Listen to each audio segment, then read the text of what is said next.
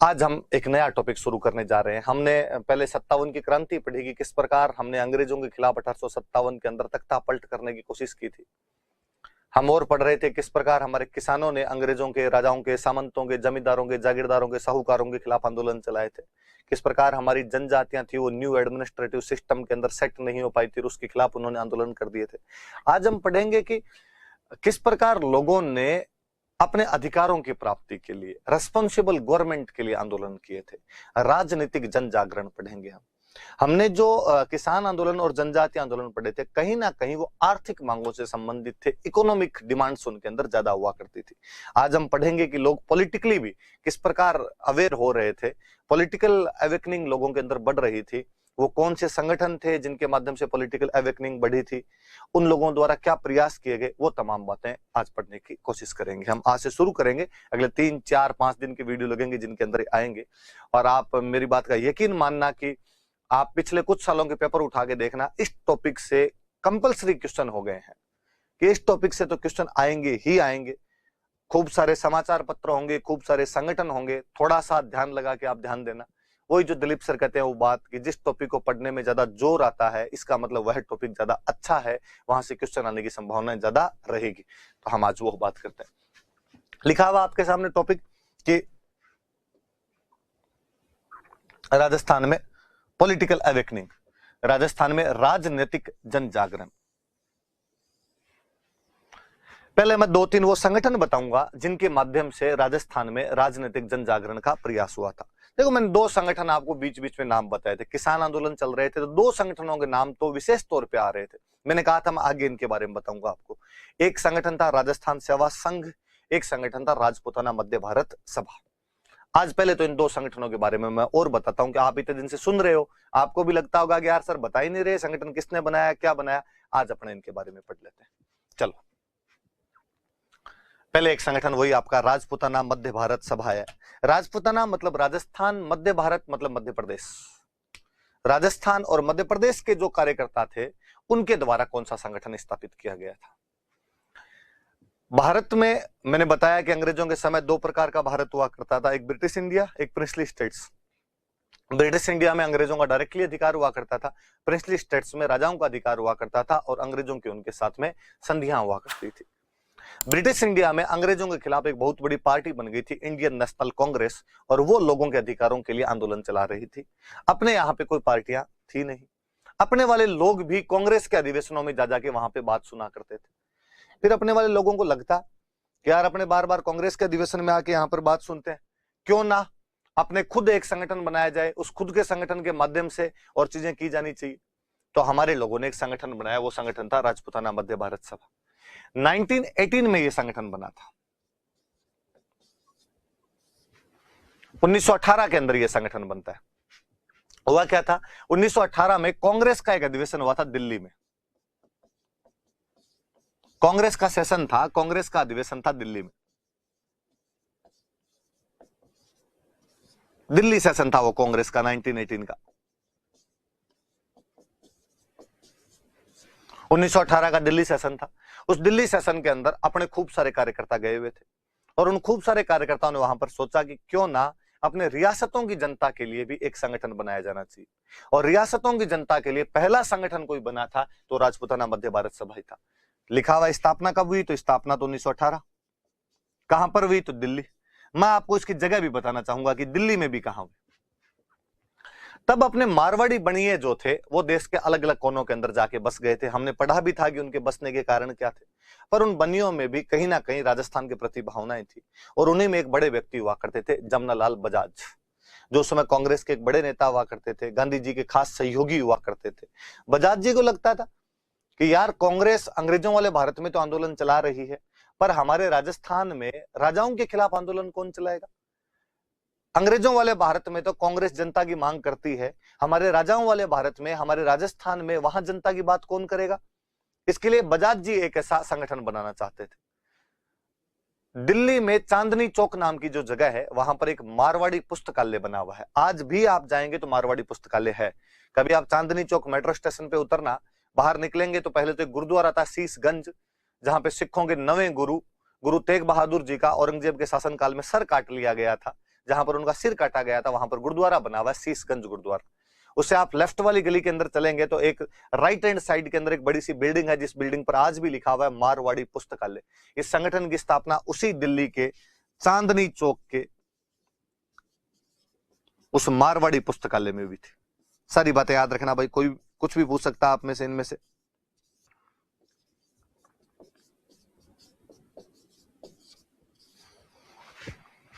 तो राजपूताना मध्य भारत सभा रियासती भारत का पहला राजनीतिक संगठन है, याद रखना सारी बात। रियासती भारत का फर्स्ट पॉलिटिकल ऑर्गेनाइजेशन, प्रथम राजनीतिक संगठन। कब स्थापित हुआ? 1918 में। कहां स्थापित हुआ? दिल्ली के चांदनी चौक के मारवाड़ी लाइब्रेरी या मारवाड़ी पुस्तकालय के अंदर हुआ। 1918 में दिल्ली में ही क्यों हुआ? क्योंकि उस समय कांग्रेस का भी दिल्ली में अधिवेशन हुआ था। उसमें पॉलिटिकल वर्कर्स जो थे वो मिले थे राजस्थान और मध्य भारत के, और उन लोगों ने निश्चय किया था कि हमें एक ऐसा संगठन बनाना चाहिए। मारवाड़ी पुस्तकालय बन रहा था तो मारवाड़ी बणियों का बड़ा योगदान था इसमें, और सबसे बड़े तो बजाज जी। तो इसके संस्थापक कौन कौन थे? तो बजाज जी के नेतृत्व में बना था, तो बड़ा नाम तो आप बजाज जी का याद रखना। फिर एक नाम और जो अक्सर मैंने आपको बताया है, गणेश शंकर विद्यार्थी। आपको याद हो तो बिजोलिया किसान आंदोलन जो था वो एक समाचार पत्र में बहुत बड़ा छप रहा था। समाचार पत्र का नाम था प्रताप, जो हमारे महाराणा प्रताप के नाम पर था। गणेश शंकर विद्यार्थी कानपुर से निकाला करते थे। 1913 में इन्होंने एक वीकली न्यूज़पेपर के रूप में कानपुर से प्रताप निकालना शुरू किया था। पत्रकार थे, राजनीतिक चेतना पत्रकारों में अपने आप थी, उस समय ज्यादा थी। गणेश शंकर विद्यार्थी भी इसमें साथ थे। हम पढ़ते हैं कि गणेश शंकर विद्यार्थी को हमारे विजय सिंह पथिक ने चांदी की राखी भेजी थी बिजोलिया के लिए। इस संगठन से भी विजय सिंह पथिक जुड़े हुए थे, विजय सिंह पथिक भी इसमें साथ में थे।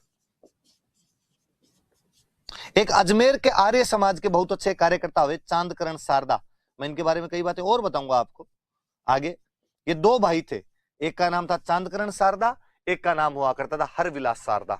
आर्य समाज के बहुत अच्छे कार्यकर्ता थे, सोशल रिफॉर्म के बहुत अच्छे प्रयास किए, और हम हरविलास शारदा को तो आज भी याद करते हैं कि उन्हीं के नाम पे अपने चाइल्ड मैरिज एक्ट, बाल विवाह रोकने का जो कानून बना था वो हरविलास शारदा के नाम पर 1929 में बना था। इसलिए आज भी उस एक्ट का नाम शारदा एक्ट है, या शारदा एक्ट के नाम से हम जानते हैं। तो ये दोनों शारदा बंधु थे, चांदकरण शारदा और हरविलास शारदा। अजमेर के आर्य समाज के कार्यकर्ता हुआ करते थे। समाज सुधार की बातें थी तो वो आगे धीरे धीरे पॉलिटिकल अवेकनिंग में भी बदली, और इन लोगों ने इस संगठन की स्थापना की। वापस देखिए आप, राजपूताना मध्य भारत सभा 1918 में दिल्ली में कांग्रेस अधिवेशन के समानांतर इसकी स्थापना हुई, जो दिल्ली के चांदनी चौक के मारवाड़ी पुस्तकालय में की गई। यह रियासती भारत का फर्स्ट पॉलिटिकल ऑर्गेनाइजेशन था।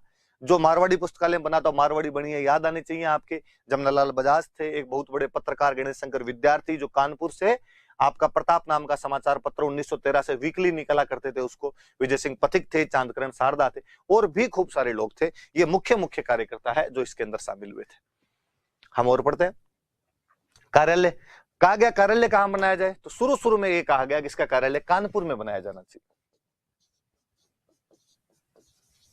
कानपुर में कार्यालय बनाने के दो रीजन। पहला रीजन तो कानपुर में कार्यालय बनाने का एक ही है कि भाई गणेश शंकर विद्यार्थी वहां से प्रताप नाम का अखबार निकाल रहे थे, तो उन्होंने कहा यार वो मैं वहां पर हूं, मैं इसको हैंडल कर लूंगा, वहां बना लिया जाए। दूसरा कारण ये, मैंने फिर कहा कि मारवाड़ी बणियों का एक बहुत बड़ा संगठन था, और उस समय कानपुर में अपने खूब सारे मारवाड़ी बणिये रहा करते थे, तो उन्होंने भी कहा कि भाई हम इसको टैकल कर लेंगे, तो एक बार कानपुर में बना लो। तो पहले तो इसका कानपुर के अंदर वो रखा गया था, लेकिन बाद में कहा गया कि नहीं यार कानपुर नहीं। जब ये राजपूताना और मध्य भारत के लिए है तो कोई राजपूताना या मध्य भारत की जगह हो जहां पर इसका सेंटर बने। तो राजपूताना की कौन सी जगह पे सेंटर बनाया जा सकता है? राजस्थान की वो कौन सी जगह हो जहां हम सेंटर बना ले? क्या हम जोधपुर में, उदयपुर में, बीकानेर में सेंटर बना सकते हैं? क्या नहीं? यहाँ सेंटर क्यों नहीं बना सकते? क्योंकि ये राजाओं का राज्य है यहाँ पे, और राजाओं के राज्य में कोई यूं जाके राजाओं के खिलाफ बोलने वाला सेंटर बनाए तो सूंत के रख दे राजा कोई। तो साहब कहां सेंटर बनाया जाए? तो उस जगह पे बना लो जहां अंग्रेजों का राज है। अंग्रेज बहुत भले थे बेचारे, वो शांतिपूर्ण आंदोलन के लिए तो मना ही नहीं करते थे, आपको जो करना है वो कर लो, ऑफिस खोलनी है ऑफिस खोल लो।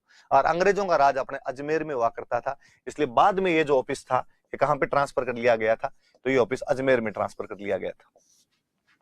दोनों बात याद रखना कि प्रारंभ में जो इसका ऑफिस था वो कहां पर बनाया गया था? तो पहले तो कानपुर में बनाया गया था, लेकिन बाद में इसको कहां पे शिफ्ट कर लिया गया था? अजमेर के अंदर। कानपुर में क्यों बनाया गया? गणेश शंकर विद्यार्थी कानपुर से प्रताप निकाला करते थे, और कानपुर उस समय मारवाड़ी पूंजीपतियों का, मारवाड़ी जो बणिये थे उनका मुख्य केंद्र था। मजदूर आंदोलन चल रहा था उस समय कानपुर में, तो वो भी वहां पर ये स्वतंत्रता की, राजनीतिक चेतना की भावनाएं भी उस समय ज्यादा हुआ करती थी, इसलिए कानपुर किया गया। लेकिन बाद में कहा गया कि नहीं, राजस्थान का ही कोई सेंटर होना चाहिए, तो अजमेर के अंदर इसको लेके आ गए थे। तो ये याद रखना। इसके अधिवेशन कहां कहां हुए, कौन कौन से अधिवेशन हुए? 4 अधिवेशन याद रखने इसको। उसके बाद तो ये संगठन ही धीरे धीरे अपने आप ही खत्म हो गया था। 1918 में बना, कहां पर बना है? दिल्ली। पहले अध्यक्ष याद रख लेना, एक तो गिरधर शर्मा, आगे वाले याद रखो नहीं रखो, गिरधर शर्मा ने अध्यक्षता की थी उस पहले अधिवेशन की। चांदनी चौक के मारवाड़ी पुस्तकालय के अंदर जो हुआ था। दिल्ली में कांग्रेस का अधिवेशन, दिल्ली में इन्होंने अपना कर लिया। कांग्रेस हर साल अपना अधिवेशन करती थी। 1919 में कांग्रेस ने अपना अधिवेशन किया था अमृतसर, तो इन्होंने भी अपना अधिवेशन कर लिया अमृतसर में। ये भी अमृतसर में। अमृतसर अधिवेशन भी मेरा पढ़ाया हुआ है कि अमृतसर अधिवेशन में पथिक जी के कहने पर आपके बाल गंगाधर तिलक ने बिजोलिया के पक्ष में प्रस्ताव रखा था। केलकरण उसका साथ देते हैं, लेकिन बाद में आपके गांधी जी और मालवीय जी के कहने पर वो प्रस्ताव गिर गया था। ये बात मेरी पढ़ाई हुई है आपको, तो वो सेम बात यहां पर मान लो अमृतसर में हुआ था। अब सबसे खास इसका 1920 वाला है। 1920 के अंदर इन्होंने किया था अजमेर में। ये थोड़ा सा याद रखने वाला, ये याद रखना। और इसके अध्यक्ष बजाज जी खुद थे।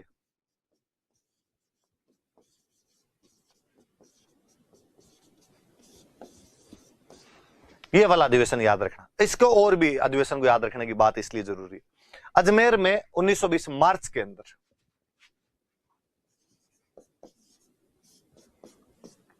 मार्च 1920 में अजमेर में ये अधिवेशन किया गया था। और इस अधिवेशन के अंदर 2 बातें हुआ। क्या था कि 1920 तक आते आते अंग्रेजी सरकार ने पुराने क्रांतिकारियों पे जो भी कानून लगे हुए थे, जो भी सजाएं दी हुई थी, उन सबको माफ कर दिया था। जो भी केस चल रहे थे वो सारे के सारे केस माफ कर दिए थे। बेसिकली ये 3, विजय सिंह पथिक, राव गोपाल सिंह खरवा और केसरी सिंह बारट, इनके मुकदमे खत्म कर दिए गए थे। इस मामले में हुआ क्या था कि अंग्रेजी सरकार जब 1919 में एक एक्ट लेके आई थी, 1919 में एक एक्ट लेके आई थे, भारत परिषद अधिनियम कहा जाता है उसको, काउंसिल ऑफ इंडिया एक्ट लेके आए थे। या आपने एक अच्छे शब्दों में उसको और सुना होगा, मॉन्टेग्यू चेम्सफोर्ड सुधार, मॉन्टेग्यू चेम्सफोर्ड रिफॉर्म लेके आए थे। उन रिफॉर्म को, उस एक्ट को जब भारत में लागू किया जा रहा था, तो लोगों के बीच में थोड़ी सिंपैथी गेन करने के लिए, लोगों के बीच में थोड़ा अच्छा दिखने के लिए उन्होंने कहा कि जो भी कैदी है उनको हम रिहा कर रहे हैं। तो खूब सारे जो पॉलिटिकल वर्क कैदी थे उनको रिहा कर दिया गया था। तो उसमें अपने केसरी सिंह बारटन, गोपाल सिंह खरवानी सारे थे। विजय सिंह पथिक पर जो केस चले हुए थे वो केस खत्म हो गए थे। तो यही वो पहला अधिवेशन है इसमें विजय सिंह पथिक ने कहा था कि मेरा नाम भूप सिंह है। तो हम पढ़ते हैं कि उनका वास्तविक नाम भूप सिंह था। उनका वो भूप सिंह जिसमें मुकदमा चल रहा था इतने दिन, वो मैं हूं, मैं विजय सिंह हूं, बाहर मत बताना, आपको घर के अंदर ये बात बता रहा हूं। इसी अधिवेशन में ये बात करते हैं, और इसी में अपने वो क्रांतिकारी भी भाग लेने के लिए बाद में आए थे। तो ये अधिवेशन इसलिए भी इंपॉर्टेंट था कि सारे बड़े बड़े नेता जो अब तक कई जेलों के अंदर थे वो भी इसके अंदर भाग लेने के लिए आ गए थे आपके। फिर 1920 में कांग्रेस का अधिवेशन हमेशा दिसंबर में हुआ करता था, तो दिसंबर में कांग्रेस का अधिवेशन हो रहा था नागपुर में, तो इन्होंने वापस अपना नागपुर में अधिवेशन किया। नागपुर में अधिवेशन किया, और नागपुर वाले अधिवेशन में अध्यक्ष बनाना तो था इनको एनसी केलकर को, क्या एनसी केलकर को अध्यक्ष बनाएंगे, लेकिन केलकर किसी कारण वजह से उस अधिवेशन में भाग नहीं ले पाए थे। इसलिए अपने जयपुर के एक बंदे थे गणेश नारायण सोमाणी, और उन गणेश नारायण सोमाणी को इसके अंदर अध्यक्ष बनाया गया था।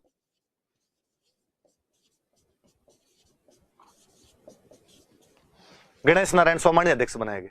वापस याद करना, मैं पीछे से बातों को आपको ले जाके याद करवा रहा हूं कि 1920 वाले नागपुर अधिवेशन में विजय सिंह पथिक 3 किसानों को लेके गए थे, कालू जी, गोकुल जी और नंदलाल जी, और उन 3 किसानों को प्रदर्शनी लगवाई उन 3 किसानों के माध्यम से कि बताओ कांग्रेस वालों को कि किस प्रकार हमारे राजस्थान में किसानों का शोषण हो रहा है, किस प्रकार हमारे राजस्थान में किसानों का एक्सप्लॉयटेशन किया जा रहा है, उसके बारे में आप बताओ। और उन 3 किसानों ने वहां वो एग्जीबिशन एग्जैक्टली तो वास्तव में इस राजपूताना मध्य भारत सभा वाले अधिवेशन में ही लगी थी, पर ये पास पास में ही चल रहे थे। इधर कांग्रेस का अधिवेशन चल रहा था, इधर ये राजपूताना मध्य भारत सभा वालों का चल रहा था नागपुर के अंदर। जब उन्होंने, वो किसानों ने प्रदर्शनी लगाई, एग्जीबिशन लगाई, तो ये जो बात थी ये बात कांग्रेस के कानों तक पहुंची कि यार किस प्रकार किसानों का एक्सप्लॉयटेशन हो रहा है, गांधी जी तक पहुंची। और हमने पढ़ा था कि गांधी जी ने इस नागपुर अधिवेशन के बाद बिजोलिया किसान आंदोलन को अपना नैतिक समर्थन दे दिया था, मॉरल सपोर्ट दे दिया था, आशीर्वाद दे दिया था, ब्लेसिंग दिए थे। साथ ही इसी अधिवेशन में कांग्रेस ने यह कहा कि देशी रियासतों के लोग भी कांग्रेस के सदस्य बन सकते हैं। इससे पहले तक कांग्रेस के सदस्य केवल ब्रिटिश इंडिया वाले ही बना करते थे। इस राजपूताना मध्य भारत सभा के नागपुर अधिवेशन के बाद 1920 में कांग्रेस ने भी अपने नागपुर अधिवेशन में, जो बराबर ही चल रहा था, यह कहा कि इस देशी रियासतों के जो लोग हैं, प्रिंसली स्टेट्स के जो लोग हैं, वो कांग्रेस के सदस्य बन सकते हैं। वो कांग्रेस के सदस्य बने। अब राजपूताना मध्य भारत सभा वालों ने कहा कि ठीक है, जब अपने कांग्रेस में शामिल हो सकते हैं तो फिर अलग पार्टी क्यों रखें। और इन्होंने कहा भाई अब अपने राजपूताना मध्य भारत सभा नहीं रखनी, और राजपूताना मध्य भारत सभा का भी अब एक तरीके से कांग्रेस में विलय कर दिया जाए, या कांग्रेस की एक सब्सिडरी मान ली जाए, इसको कांग्रेस की एक अनुषंगी संस्था मान ली जाए, कि उसकी एक सब्सिडरी है, उसकी सबऑर्डिनेट है, उसी के साथ की एक संस्था है। तो इनके बस ये 4 अधिवेशन हुए थे। याद रखने वाली सी बात इतनी है। मैं वापस समझा दूं एक बार, कोई क्वेश्चन पूछ सकता है आपको। अच्छा संगठन है। राजपूताना मध्य भारत सभा 1918 में बनी थी। 1918 में क्यों बनी? क्योंकि कांग्रेस का 1918 में दिल्ली में अधिवेशन हुआ, रियासती जनता के राजनीतिक कार्यकर्ताओं ने भाग लिया और उन्होंने कहा कि हमें भी एक संगठन बनाना चाहिए, और उनका वो संगठन रियासती भारत का प्रथम राजनीतिक संगठन के रूप में राजपूताना मध्य भारत सभा बना था, जो दिल्ली के चांदनी चौक के मारवाड़ी पुस्तकालय के अंदर बनाया गया था। मारवाड़ी बनी है जमनालाल बजाज, कानपुर के एक पत्रकार जो प्रताप नाम का 1913 से वीकली न्यूज़पेपर निकालते गणेश शंकर विद्यार्थी, अपने किसान आंदोलनों के अगुवा विजय सिंह पथिक, अजमेर के आर्य समाज के एक मुख्य कार्यकर्ता चांदकरण शारदा आदि ने इस संगठन की स्थापना की। पहले कानपुर में इसका कार्यालय बनाया जा रहा था, क्योंकि कानपुर में गणेश शंकर विद्यार्थी थे, कानपुर मारवाड़ी पूंजीपतियों का मुख्य केंद्र था, कानपुर में मजदूर आंदोलन चल रहे थे, इसलिए राजनीतिक चेतना का स्तर बहुत ऊंचा था। लेकिन बाद में राजस्थान के अंदर इसका सेंटर स्थापित किया गया। सेंटर कौन सा था? अजमेर इसका सेंटर स्थापित किया गया। 1918 में दिल्ली में इसका अधिवेशन हुआ, जिसके अध्यक्ष थे गिरधर शर्मा, क्योंकि दिल्ली में कांग्रेस का हुआ था। 1919 में कांग्रेस का अमृतसर में हुआ, तो इन्होंने भी अपना अमृतसर में किया। इनका याद तो 1920 वाला ही रखना है, जब मार्च में इन्होंने, तब कांग्रेस का नहीं था, इन्होंने अकेलों ने किया, अजमेर के अंदर किया। जमनालाल बजाज उसके अंदर अध्यक्ष थे, और इसी के अंदर भूप सिंह ने कहा मैं विजय सिंह हूं। इसी के अंदर केसरी सिंह बारठ और गोपाल सिंह खरवार जैसे जो क्रांतिकारी थे, जो जेल से छूट के आए थे, उन्होंने भाग लिए थे। और 1920 में फिर कांग्रेस के समानांतर इन्होंने किया, नागपुर के अंदर किया। केलकर को अध्यक्ष बनाना था, केलकर किसी वजह से नहीं आ पाए, तो जयपुर के गणेश नारायण सोमानी थे, उन्होंने इसकी अध्यक्षता की थी। और इसके अंदर ही विजय सिंह पथिक के कहने पर किसानों की प्रदर्शनी लगाई गई। ये बातें कांग्रेस तक पहुंची, और कांग्रेस ने कहा कि देशी राज्यों के जो लोग हैं वो भी कांग्रेस के सदस्य बन सकते हैं। उसके बाद राजपूताना मध्य भारत सभा को कांग्रेस के अनुषंगी सबऑर्डिनेट समिति ही मान लिया गया, कमेटी मान लिया गया। उसके बाद इसके कोई आगे अधिवेशन वगैरह अपने को, बड़े अधिवेशन वगैरह को देखने को नहीं मिलते। ये राजपूताना मध्य भारत सभा, याद रखना भाई। एक संगठन और बना अपने। आप चाहो तो इसके उद्देश्य भी बता दूं लो मैं। राजपूताना मध्य भारत सभा के क्या उद्देश्य थे? एक तो रियासतों में उत्तरदायी शासन की स्थापना करवाना, उत्तरदायी शासन की मांग करना। उत्तरदायी शासन समझते हो आप? ये जो एक वर्ड है उत्तरदायी शासन, रेस्पॉन्सिबल गवर्नमेंट। पर राजा का जो राज हुआ करता था ना, वो किसी के प्रति रेस्पॉन्सिबल नहीं है। राजा ने कह दिया तो कह दिया। लोकतंत्र है, वो जनता के प्रति रेस्पॉन्सिबल है। इनकी मांग ये थी कि राजा अपनी सीट पे बैठे रहो, राजा को हम नहीं हटाएंगे। सुनना मेरी बात, इन सब ने ये कहा कि राजा बैठा रहे सीट पे, कोई दिक्कत नहीं है, राजा को नहीं हटाया जाएगा, पर इसमें जनता के लोग शामिल करो। जो मंत्री बनते हैं नीचे, वो जनता के अंदर से लिए जाने चाहिए, और राजा इनसे पूछ के काम करे। कॉन्स्टिट्यूशनल मोनार्की आ जाए, संवैधानिक राजतंत्र जैसी कुछ लेके आए, और ऐसा जो शासन होगा वो कहीं ना कहीं जनता के प्रति उत्तरदायी होगा, रेस्पॉन्सिबल होगा। इसलिए हमें एक रेस्पॉन्सिबल गवर्नमेंट स्थापित करनी। इसका दूसरा क्या था कि कांग्रेस का प्रचार प्रसार करना है अपने को।